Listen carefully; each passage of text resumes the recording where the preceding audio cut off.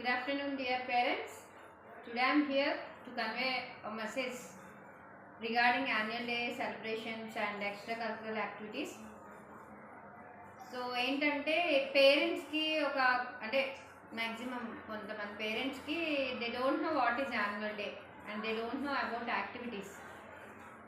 Annual day అనేది మొత్తం year అంతా పిల్లల యొక్క అకాడమిక్ ప్రాసెస్ అండ్ అలాగే వాళ్ళ ఇయర్ ఇంప్లిమెంటేషన్స్ అన్నీ కూడా మీకు అనౌన్స్మెంట్ చేసే ఒక వేదిక అండి అది.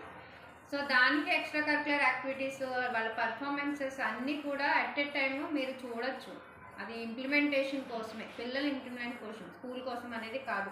ఓకే, సో అందులో ఏంటంటే not only reading, writing, marks అవన్నీ కాకుండా పిల్లలు ఎంత యాక్టివ్గా ఉన్నారు అనేది మీకు చూపించాలని ఆ ప్రోగ్రామ్ అనేది. వాళ్ళకు కూడా స్టేజ్ ఫియర్ పోవాలని మేము ఏదైనా యాక్టివిటీ చేసినా, ఏదైనా ప్రోగ్రామ్ చేసినా, యాన్యువల్ డే కానీ ఎవ్రీథింగ్. సో అది it is not for time pass.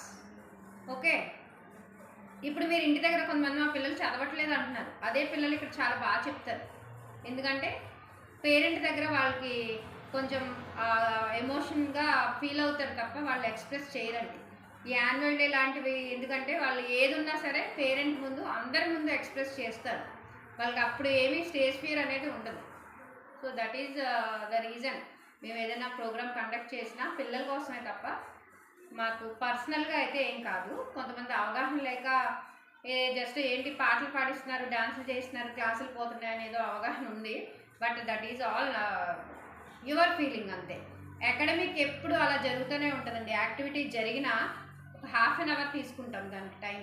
అంతకు మించి అకాడమిక్ సిలబస్లో ఎటువంటి డిస్టర్బెన్స్ అనేది ఉండదు. We will manage academic and activity also. So రెండు బ్యాలెన్స్ చేసుకోవడం అనేది మా ఉద్దేశం అండి. కేవలం మీరు 4 గదిలో కూర్చోపెట్టేసి చదువు రాసే అంటే పిల్లలకి రాదు. సో శ్రీ గాయత్రిలో యాక్టివిటీ బేస్డ్ ఎడ్యుకేషన్ అనేది ఉంటుంది, అదే ఇంప్లిమెంట్ అవుతుంది. సో ఖచ్చితంగా పేరెంట్స్ మీరు అవగాహన, నా ఉద్దేశం ఏంటో మీరు తెలుసుకోవడానికి ట్రై చేయండి.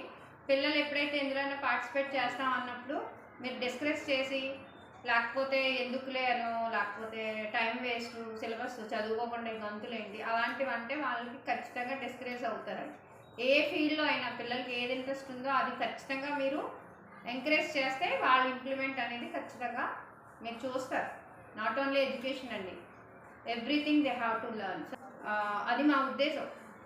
సో దాని గురించి యాక్టివిటీస్ అయినా, ప్రోగ్రామ్స్ అయినా ఏవైనా సరే పిల్లల్ని ఎప్పుడు కూడా డిస్కరేజ్ చేయొద్దు. Try to understand the situation and encourage them in all situations. Okay, thank you.